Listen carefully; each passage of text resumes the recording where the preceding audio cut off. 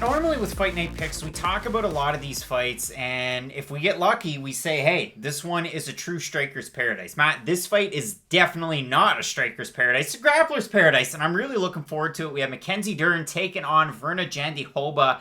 And Matt, for Miss Carcará, she's coming in here with a full head of steam. The one loss was on a short notice bout against Carla Esparza. Wasn't able to pick up the win there. But overall, out of the body of work from both of these two fighters, 19 of 25 total wins are by submission. That's absolutely insane. It's going to be hard for you to find a better grappler in mixed martial artists than Mackenzie Dern. She is as pure of a grappler as they come. But her striking's starting to come together, and she's still very young in her career here at 9-1. Again, that one loss to Amanda Ribas, and whether it's at 125 pounds or 115 pounds, Amanda Ribas, she is on her way to the top. So for Virna Jandiroba, coming in here, former Invicta strawweight champion, she looked great in her last two fights. The Mallory Martin one was really quick and it was done with, and in her last one, she looked amazing as well. Against good competition. It was a big name, I guess, in Felice Herrig. She finished her in the first round. Mallory Martin was in the second round, rear naked choke win. So for Virna Jandiroba, continues to gain and really make moves in this division. For Mackenzie Dern, we talk about her last two wins. Hannah Cifers and Randa Marcos, a tale of two totally different fighters. What did you make out of those two wins? Okay, you can't take a lot from those wins, but I do think you can take a lot from at least the performance that Mackenzie Dern put on, and I do think that this ties in perfectly to what Virna Jandiroba does. Mackenzie Dern is basically the females MMA's Damian Maia. Now, she is training her striking with Jason Perillo. He's posted a lot of videos of her in the gym, and her striking does look like it is making progress. Now, of course, they're going to put out good footage. They're not going to show her like CM Punk at Rufus Sport, but she has been putting in the time, and she at least has been going to Rufka for a while. So you are going to make the improvements if you spend the time there. And with Jason Perillo, you know what kind of a striking coach he is. And if Mackenzie Dern really can just fix the striking aspect of her game, she can be a real problem for a long time to come. Her grappling is otherworldly compared to everyone else in this division. You never see knee bars. She got one off of her back. You very rarely see Randa Marcos have trouble with the grappling. Again, the strikers give her all types of problems. But just the fact that Mackenzie Dern was able to go out there and submit her so fast, I think just kind of proves or hammers home the point that we all knew. Mackenzie Dern on the mat is a monster. Now, Virna Jandiroba, I can be honest. Is she the better striker between these two? I would say by quite a bit. Is she the better wrestler? Yes, she is. Is her submission game very, very good? Of course it is. And she is going to be able to implement that against 99% of the women that she's ever going to fight.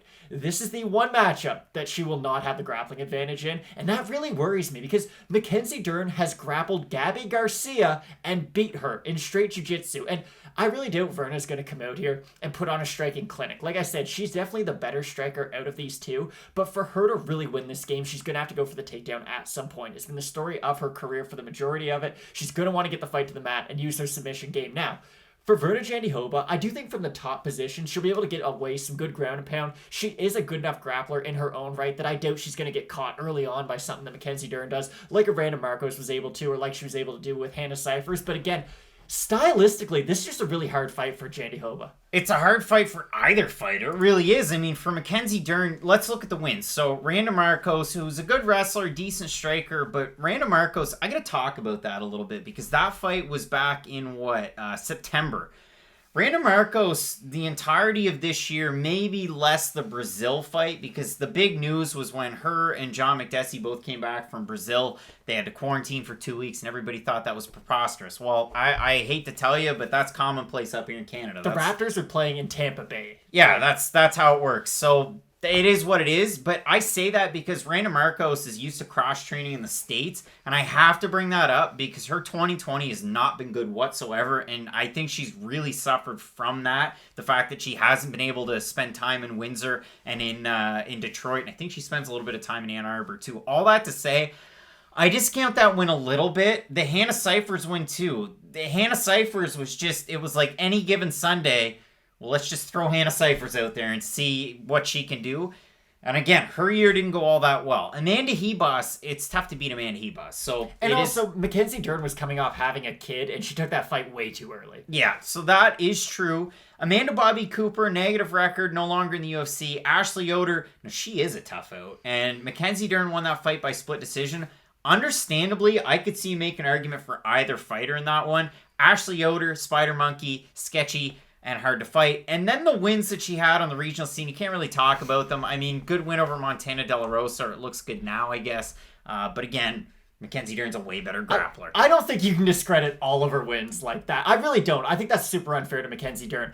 She has never even had a competitive fight hit the ground. The second any of her opponents either take her down or she gets the takedown, she is immediately in top position. So I don't think that we can just look at every win she's ever had and put a caveat next to it. She picks up really quick wins, and there's one thing, and again, I think hopefully you can probably already tell we're going to disagree here, but if we look at those last two wins, Hannah Cifers, Randa Marcos, 2 minutes and 36 seconds to win over Cifers, 3 minutes and 44 seconds over Randa Marcos. If Mackenzie Dern's going to get a win in this fight, and again, we can go through it. First round finish over Amanda Bobby Cooper. Third round finish over Kayleen Medeiros. First round over Polk. First round over De La Rosa. If Mackenzie Dern's going to get a win here, A, does it have to be by submission? Do you think she'd get a win by decision in this one? And B, does it have to be sooner than later in a fight like this? I don't think it is, because this fight will take place at her pace. That is the one good news for Mackenzie Dern. Again, I don't think Mackenzie Dern's the better martial artist out of these two fighters. I just think that for Virna Jandiroba to win this fight, she has to go into Mackenzie Dern's specialty at some point. She will not be able to just stand on the outside and outstrike Mackenzie Dern. If she does, this is going to be one of the worst fights you've ever seen, because you don't really want to see a Virna Jandiroba Mackenzie Dern kickboxing fight. Or do you? You really don't. It's not going to become one of those like Colby Covington, Kamaru Usman fights where it actually turns out to be really entertaining. Both of these two are very green and they're striking. One of the few things that I do kind of like from Mackenzie Dern, she throws everything behind every shot. And if you don't have very good striking and I'm not going to call this a lower level women's MMA fight, but Macy Barber kind of proved it. If you have big power, good aggression, and good takedown defense, you can beat pretty much anyone on your way up the rankings. Now, of course, eventually you will sort of reach a threshold where that doesn't work anymore. But for Mackenzie Dern, if you just have Brian Ortega Jiu-Jitsu and you're really aggressive with your punching, we can say what we want about Amanda Bobby Cooper and her UFC run. She lost to a lot of killers, and in the fight against Dern dropped her with a punch and then choked her out. It wasn't just like it's all been her jiu-jitsu the whole time. So I do think Dern has started to show progress, but again, she's fighting someone who's better than her at almost everything, so it is hard to pick Dern. That's the weird thing. Both of these women have negative striking differentials, which is kind of crazy to think of. Mackenzie Dern's grappling line is absolutely insane. Her takedowns average per 15 minutes is 0.39. Virna Jandiroba, 4.57. Mackenzie Dern's takedown accuracy, 7%. Her takedown defense, 0%. You know why? She doesn't mind getting taken down. For Virna Jandiroba, 50% accuracy and 60% takedown defense. But she's attempting way more takedowns in a fight. She actually averages more submissions per 15 minutes as well, just slightly above. As far as the striking, Mackenzie Dern, the busier striker. Virna Jandiroba, a little bit more accurate. The defense, it's a bit of a wash. Both orthodox fighters. It's a close fight, but I like what you talked about. And friend of the show, Drake Riggs, actually had a really good interview and a piece out there about Virna Jandiroba. She's been one with nature. This has been one of her best training camps so far. So I urge you to check that out. I'll link it down below. Always got to help out friends of the show. But again, overall, you have one of the best female grapplers in the world in her prime against one of the better up-and-coming, maybe even slept-on fighters in this division, and Virna Jandiroba, who has so many wins by submission, former Invicta champ. I mean, she had a win over Mizuki Inoue over there by split decision. If we have a look at the odds, Matt, and I have the paper copy right here, Mackenzie Dern is a minus 181 favorite, up from a minus 156 open, average on best fight odds. For Virna Jandiroba, a plus 151 open, a plus 129. Out of the total votes on Tapology, 872, 76% have Mackenzie Dern, 69% have her to win by submission. Matt, what's the final pick here? I am going to agree with the audience. I know this might not be a popular pick. You guys might just think that I'm trying to appeal to the masses, but no. Mackenzie Dern versus Virna Jandiroba reminds me of one fight. Gunnar Nelson versus Damian Maia. And it really comes down to a basic concept. You might be good at jiu-jitsu, but Mackenzie Dern is great at it. And if you go back and watch that fight, I know Damian Maia is like god tier for jiu-jitsu, but still, he absolutely dominated Gunnar Nelson, who in his own right is a phenomenal grappler. So I do see Virna has to get the takedown at some point, and the second that she is able to get it, because of course Mackenzie Dern doesn't even care about defending takedowns. She will not even put in the effort. The second you go for a takedown, she might as well pull guard, because that is really all she's doing. She just wants to get the fight to the mat however she can, and I think once the fight does hit there, she can be attacking with different submissions off her back. If she's able to get a sweep, I think the fight's going to be 100% in her favor. She's going to be the bigger of the two fighters. I really like Mackenzie Dern in this one. Matt, I'm just really looking forward to this because, again, we opened the video by saying, oh, well, normally we're saying Striker's Paradise. This is the absolute opposite of that, unless, again, you end up with a Covington-Usman fight, which I hope we don't in this one. But overall, I have to disagree. I'm going to go with Virna Jandiroba because I do like her jiu-jitsu. I like her base. I like the fact that, again, if she has to work the takedown, is she going to be timid about it? We'll have to find out on Saturday night. But overall, I do like her complete MMA game.